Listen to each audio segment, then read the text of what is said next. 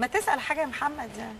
انا سايب المجال لا لا لا انا عايزك تعيش يا ابو حميد. لا انا عايش الدنيا دردشه يا عم. انا سايباهم كده، حاسه ان هو نفسه ينكشوا بسؤال.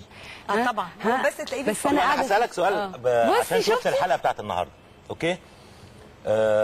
اللي بيخوض في بيعمل كاركتر في السينما او في التلفزيون بيبقى بيراعي الكاركترز اللي اتعملت قبل كده. يعني لما تعمل ضرير مثلا على طول هياتي في الذاكره محمود عبد العزيز في الكيت كات، رائعه ابراهيم اصلاني طبعا. فانت ازاي قدرت تتخلص، خصوصا ان الشخصيه ركبت عقول الناس بشكل كبير جدا وبقت هو الكاركتر اللي اتقلد اكتر من مره في السينما وفي مسلسلات التلفزيون، قدرت ازاي تخرج من عباءه محمود عبد العزيز وتعمل كاركتر مختلف خالص؟ هو بدايه انا استفدت من الشغل اللي انا اتفرجت عليه الاستاذ محمود واستاذ احمد زكي واستاذ عادل امام وكتير طبعا من الاساتذه. بس هو الممثل دائما وابدا بعد ما بيتشبع ويستمتع بالاساتذه العظماء دائما وابدا عنده روح المغامره، لانه يتخطى يعني رجله تخطو على ارض ممكن مختلفه او جديده. الاعمى له سمات هتلاقيها عند كل الناس، يعني عند كل الاعمى، بس ممكن يبقى خيال مختلف، ممكن يبقى نموذج الشخصيه مختلف.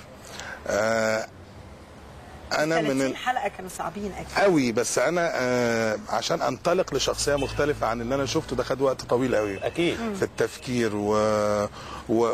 وكنت موافق جدا ان المتفرج يعمل حاله احاله لشخصيه الاستاذ محمود شويه لمده حلقتين ثلاثه.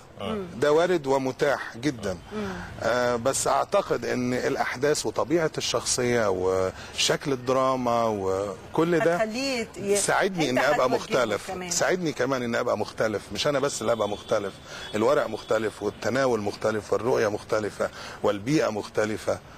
كل ده بيساعدني انا كمان ان ابقى مختلف. كنت حريص على انك وانت شغال وانت بتمثل، يعني وانت في اللوكيشن او في مكان التصوير، كان في ذهنك محمود عبد العزيز او غيره؟ طبعا في ذهني ان بيعمل عليك ضغط ده شويه؟ لا في ذهني ان ممكن يعملوا ضغط وممكن يساعدوني زي ما انا فكرت. في ذهني دايما ان المناطق اللي لازم نبعد فيها عن بعض بنبعد فيها عن بعض. المناطق اللي ما فيش مشكله ان نبقى مقربين من بعض. طبعا مثال بالنسبه لي ان هو يا ريت ابقى زيه في المنطقه دي، بس في مناطق لابد من الاختلاف، لابد ان ابقى مختلف. يعني دي مسؤوليتي تجاه الجمهور. فاعتقد ان شاء الله ان هيبقى في نموذج مختلف خالص خالص خالص عن الشيخ حسني العظيم اللي انا طبع فيا في الحقيقه طبعه عظيمه جدا جدا. ده هاجي. طيب علشان نطلع كمان من المنطقه دي، ايه رايكم نسمع خالد بيغني اغنيه تاجر السعاده؟ لازم. الله الله الله الله الله. في اول يوم رمضان باول نجم بنخطفه من اول ليله يعني. مرجانه وحشتيني من رمضان اللي قبل اللي فات. ازيك يا مرجانه؟ كل ما مش مسموح لها الكلام، ما عندهاش مايك. طيب تسمحوا لي بس استدعي الاستاذ احمد خلف اللي لحن تقريبا كل الشغل. هيبقى موجود هنا. احمد استاذ احمد اتفضل. يلا استاذ احمد. هنقول اغنيه في ضمن احداث الشغل اللي بتتكلم عن الفول. لا الفول. وعايزه اقول لكم حاجه، انه شيف حسنين الفول فين؟ عنده فول هيجي يدي مي. لا والله بس يا جماعه عداله في التوزيع شويه يا شيف. ايه اللي جابوا لك ده؟ طيب مش عارفه. اهتم بعد ده حاجه كده شكلها. عايزك بقى هيشجع مي تاكل اوبن فيس ساندوتش. هو جاي مي برضه هتدوق الايه؟ نروح مي هو مركز مع مي. طبعا حاجه يعني ده برضه المي. لا هي هتدوق واحنا نشبع. حضرتك عايز؟ لا عايز مين؟ يا دوق احنا نعرف رايها. رايها في الموضوع. طب نخلص بدري عشان نلحق نتسحر في البيوت. في حاجات انا عايز تاكل بس الاول.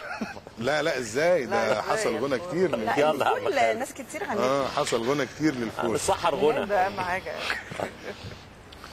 يلا يا ابو حميد يلا يا ابو حميد.